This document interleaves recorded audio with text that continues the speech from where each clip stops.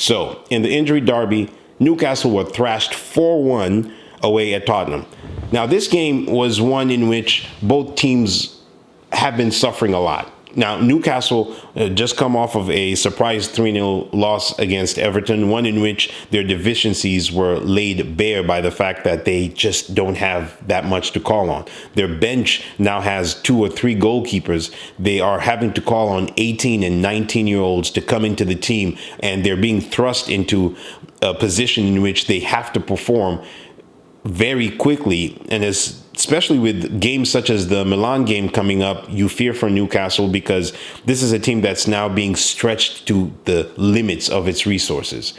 Tottenham have a similar problem. They are missing a few good players, ones that could transform their whole season. Maddison and Van der Ven, I've said ad nauseum, these 2 players would change any team's trajectory. I mean, you look at if Manchester United didn't have Bruno Fernandes for an extended period of time, or if Arsenal didn't have Martin Odegaard or Saka for an extended period of time, and you see it with Manchester City, who do not have Kevin De Bruyne for an extended period of time, these things tend to count. Now, if you think about Manchester City without Kevin De Bruyne and Rodri, I mean, you are going to have a lot of problems.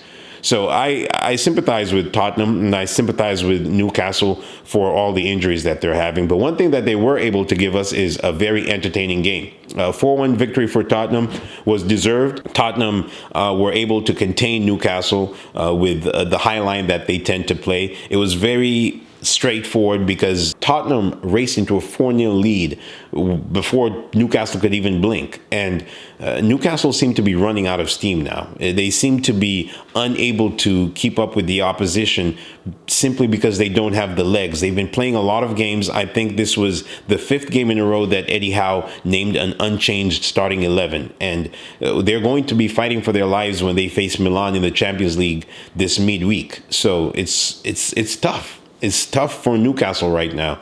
And I'm pretty sure most of their fans would take heart with the fact that they are struggling. And I don't think that they would be too angry with the result today. Maybe a bit more with the Everton result because the scoreline was bombastic. It was not easy. I wouldn't like it if I saw my team getting beaten 3-0 away at Everton, despite how many injuries they have. But Newcastle were bound to struggle with the fact that Tonali has his ban, and the fact that you have Willock and other players who played very well for them last season and very instrumental in the fact that they achieved a top 4 berth. Missing, you have to think about the fact that this is going to affect any team. And so when this game started off, you could already see as though Newcastle were trying to play catch up with Tottenham. And Tottenham needed a team in which they knew they could gain confidence from, especially since they hadn't won any of their last 5 games. So both sides are not too bad in the table, with Tottenham now basically on 30 points, 7 points behind Liverpool. They're not too far from the top. And in a top 4 battle where they're going to have Aston Villa, they're going to have Brighton, they're going to have Manchester United, I think they're shaping up to be okay. Now, Newcastle cannot wait for January to get here fast enough.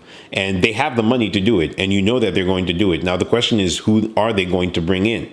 And how much of that is going to cause a little bit of an upheaval in their squad? Because eventually these players are going to come back. Your Botmans and your Wilson came back today.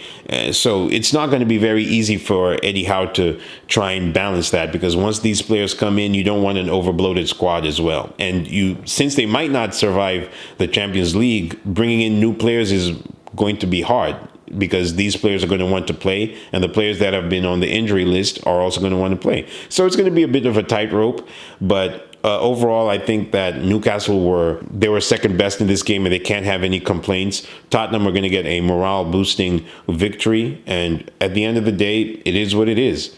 But anyway, guys, that's what I think about this game. Let me know what you think. It's been your boy Izzy. Like and subscribe, and I'll catch you on the next preview. Peace.